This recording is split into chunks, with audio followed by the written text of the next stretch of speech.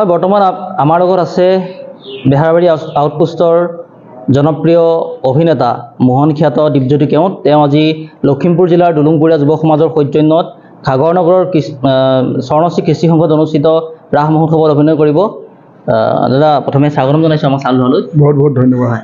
কেনেকুৱা লাগিছে আজি আপুনি অভিনয় কৰিব? সঁচাকৈ বহুত ভাল লাগিছে।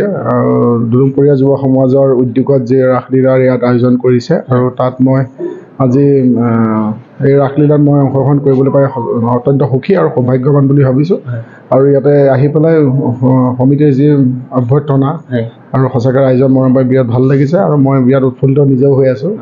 অনুষ্ঠানটো ভালে ভালে হৈ গ'লে ৰাইজলৈ কি অনুৰোধ জনাব যিসকলে চাম বুলি আহি আছে? একদম আপোনালোকে আহক আৰু ইয়াতে আমি ৰিহাৰ্চলো ইতিমধ্যে কৰিলোঁ আৰু সঁচাকৈ পৰিচালকৰ লগত হওক বাকী শিল্পী কলা কৌশলীৰ লগত কথা পাতিছোঁ সকলোৱে মানে আৰু এনেকুৱা এটা অনুষ্ঠানত জড়িত হ'বলৈ পাই এটাই ভাল লাগে। আৰু ইয়াতে উজনিত হওক উজনিৰ ৰাসৰ ঢৌ অলপ বেলেগ যি মঞ্চৰ ৰাস হয় তাতে এটাই ভাল লাগে যেতিয়া গম স্থানীয় শিল্পীয়ে বহুত এমাহৰ আগৰ পৰাই কষ্ট কৰি এটা মঞ্চৰ এটা সৃষ্টি কৰে আৰু সেই মঞ্চত আমি 2-3 দিনৰ আগতে আহি পেলাই যোগদান কৰোঁ আৰু সেই স্থানীয় শিল্পীৰ লগত আমি যোগদান কৰি মানে কিছুমান কথা শিকিবলৈ পাওঁ আচলতে। যিহেতু আমাৰ নগাঁৱৰ মই নগাঁৱৰ হয়, নগাঁৱত যিটো মহাৰাসৰ হয় তাত মানে গোপীৰ কৃষ্ণ হওক শংখচূড় হয় প্ৰাধান্যতা বেছি। ইয়াতে মই ইয়াতে 8 বছৰ হওক উজনিত যেতিয়া ৰাস মহোৎসৱৰ লগত জড়িত হৈ আছোঁ সেই কলা সংস্কৃতি মই গোটেই দেখিছোঁ আৰু এতিয়া মই দেখিছোঁ যে 2-3 মাহৰ আগৰ পৰা স্থানীয় শিল্পীসকলে যিটো কষ্ট কৰে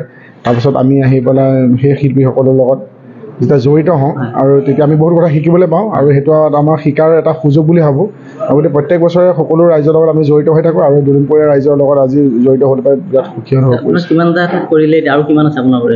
মই দেৰগাঁও এনেকৈ কৰিলোঁ মানে অলৰেডি মই এইবাৰ অলপ এনেইতো ধৰক মই ৰাসত 10-ৰ পৰা 15খন ৰাস কৰোঁ, কিন্তু মানে অলপ এইবাৰ ভাবিছোঁ অকণ ৰেষ্ট লৈ পেলাই মই অনুষ্ঠান বেছি বিশেষ ৰখা নাছিলোঁ। কিন্তু দুলুংপুৰীয়া বাকী ৰাইজৰ লগত মই আগৰ পৰাই চিনাকি আৰু দাদাহঁতৰ লগত মই আগৰ পৰাই চিনাকি, কিন্তু এইখন ৰাসত মই ৰাখিব লগা হ'ল আৰু মই অলৰেডি দেৰগাঁও নগাঁও এনেকৈ কৰি আহিছোঁ। কালি দেৰগাঁৱত কৰিলোঁ আৰু আজি ইয়ালৈ আহিছোঁ আৰু কালিলৈ আকৌ গোলাঘাট আধাৰ সত্ৰ যাব লাগিব আৰু ৰাইজৰ মৰম বিচাৰি আমি ঘূৰি ফুৰোঁ।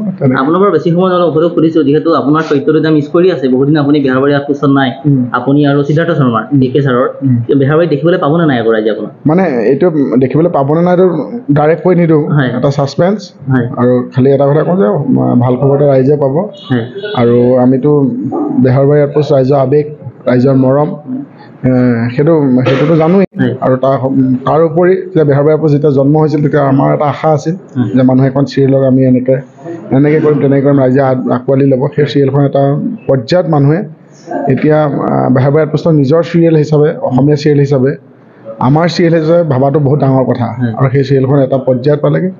আমি কিছুমান আচলতে নিজৰ ঘৰুৱা সুবিধাৰ কাৰণে হওক কিংবা বেলেগ কাৰণে হওক আমি অকণ আঁতৰি আছোঁ, নিজৰ এটা বিৰতিত আছোঁ।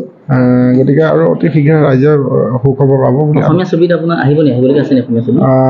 আমাৰ এখনতো 22 নৱেম্বৰ ৰিলিজ হোৱা আছিল শ্ৰদ্ধা মুনীন বৰাদেৱৰ ওপৰত এখন বায়'গ্ৰাফী। সেইখন ছবি ভাইমন দা বুলি সেইখন ছবি আহিব লগা আছিল 22 নৱেম্বৰ তাৰিখে, কিন্তু এতিয়া ফেব্ৰুৱাৰী পাইছে আৰু সেই ছবিখন আচলতে অসমীয়া চিনেমা জগতৰ যোনটো উত্থান পতন কেনেকৈ আৰম্ভ কৰিছিল, বিশিষ্ট ব্যক্তিসকলৰ কি ত্যাগ আছিল, কি কষ্ট আছিল, কি ত্যাগ কষ্টৰ মাজেৰে এখন অসমীয়া ইণ্ডাষ্ট্ৰীটো আগবাঢ়িছিল, সেই গোটেই সামগ্ৰিক কাহিনী ৰয় ভাইমন দা বুলি মষ্ট প্ৰবেবলি ফেব্ৰুৱাৰীত ৰিলিজ পাব, হলত ৰিলিজ পাব। এইখন মোৰ আহিবলগীয়া চিনেমা আৰু 3খন চিনেমা মোৰ প্ৰজেক্টত আছে আৰু যিহেতু মানে গোটেইখিনি এখন এগ্ৰিমেণ্ট হৈছে বাকী 2খন এগ্ৰিমেণ্ট হয়, গতিকে এইখিনি এতিয়া ৰাইজক ক'ব পৰা হোৱা নাই কাৰণ কেতিয়াবা থাকিও যায় ন, এতিয়া মই কৈ দিলে পিছত নহ'লে। আপোনাৰ পৰা বেছি সময় নলওঁ, এতিয়া শেষত দুলুংপুৰীয়া যুৱ সমাজৰ কথা সুধিব। কেনেকুৱা পাইছে আতিথ্য, কেনেকুৱা পাইছে জেগাবিলাক, কেনেকুৱা পাইছে? ঐতিহ্যমণ্ডিত। মই ইয়াতে আহি আগতেও গম পাইছোঁ যে দুলুং ফৰেষ্ট দুলুং বনাঞ্চল যি চিয়ানাহৰ এছিয়া বিখ্যাত সেই চিয়ানাহৰ যিটো কেঞ্চাৰৰ ঔষধ বনায় আৰু গোটেই এছিয়া বিখ্যাত, গতিকে ঐতিহ্যমণ্ডিত বুলিয়ে মই কৈছোঁ। আৰু মই গম পাইছোঁ যে সেই বনাঞ্চলৰ পৰাই সেই যুৱ সমাজৰ আচলতে সৃষ্টি হৈছে আৰু তাৰ লগত সেই বনাঞ্চলৰ লগত জড়িত হৈ এটা সংস্কৃতিৰ সৃষ্টি হৈছে আৰু সেই সংস্কৃতি মানে সদায় থাকক এই যুৱ সমাজে সদায় ভাল ভাল কাম কৰি যাওক তাকে আশা কৰিছোঁ আৰু আমাৰ নিচিনা অভিনেতা অভিনেত্ৰী মাতি থাকক সকলো ৰাইজক মৰম দি থাকক পোনপটীয়াকৈ তাকে আশা কৰিছোঁ আপোনাক ধন্যবাদ জনাইছোঁ এয়া আছিলে দীপজ্যোতি কেওট জনপ্ৰিয় অভিনেতা আজি দুলুংপুৰীয়া যুৱ সমাজৰ উদ্যোগত অনুষ্ঠিত কণানদী হাইস্কুলৰ সমীপতে আছে স্বৰ্ণশ্ৰী কৃষ্টি সংঘ তাত তেওঁ অভিনয় কৰিব আৰু সকলোকে নিমন্ত্ৰণো জনাইছোঁ আমি দুলুংপুৰীয়া যুৱ সমাজৰ এই প্ৰচেষ্টাক আপোনালোকে সাফল্যমণ্ডিত কৰিব বুলি আমি আশা কৰিছোঁ